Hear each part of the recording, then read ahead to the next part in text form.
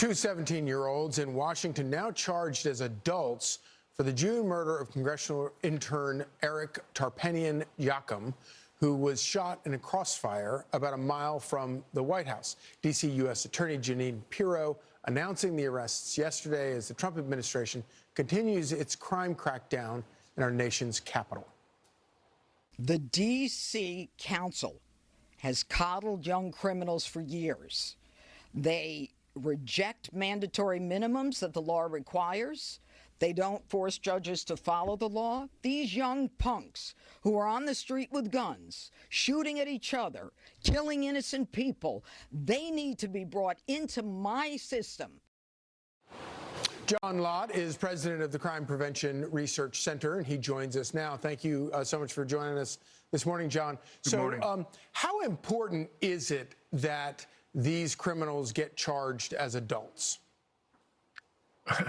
Well, right now, have been charged as juveniles in a family court, and they don't face real criminal penalties. I mean, you just had a situation recently where the individual called Big Balls, with his nickname, had been accosted by 10 juveniles. The ones that they did caught were released by the family court that was there from confinement. So, look, it's not rocket science. If you want to go and reduce crime, you have to make it risky for people to commit crime. Simply arresting them without punishing them in some serious way for doing violent crimes, it's not too surprising that you're going to have a lot of juvenile crime by 15, 16-year-olds. Right. You know, it's remarkable back during the George Floyd riots, you had actual politicians, sitting politicians, Democrats actually talking about defunding the police and sort of pushing that narrative. And I think that has been soundly rejected by in particular by people who have been forced to actually live under the defund policies. But there is a second part of it, and that is the prosecution part of it. You can't just have police without prosecutors who are going to do their job.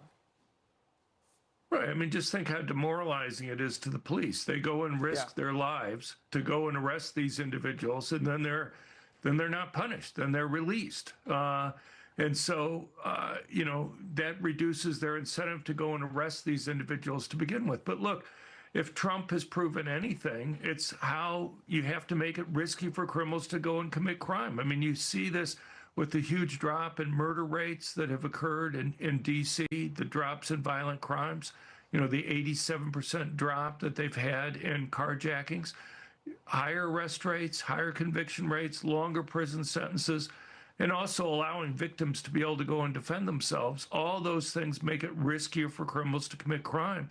But what U.S. Attorney Pirro is talking about, making sure that this particular segment of criminals also face punishment, is extremely important. Right.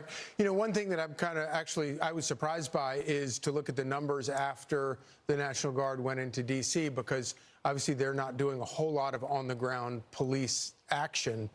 Why do you think that has been so effective so far in D.C., and do you think it will remain effective? Well, look, I mean, you have about 1,300 patrol officers in D.C. No more than 400 are on duty at any point in time to go and cover a district of 721,000 people. You can understand why the police union complained about being stretched extremely thin. Right. But it's not just the number of National Guards they've put in there. Trump has put in over 500 federal law enforcement agents in there, FBI, drug enforcement agents, ATF. Right. You've effectively, on the ground at any point in time, doubled the number of law enforcement that are there. Right. And it makes a big difference in terms of making it riskier for criminals to commit crime. Right. John Lott, thank you so much for your wisdom. Thank you. More Fox and Friends coming up.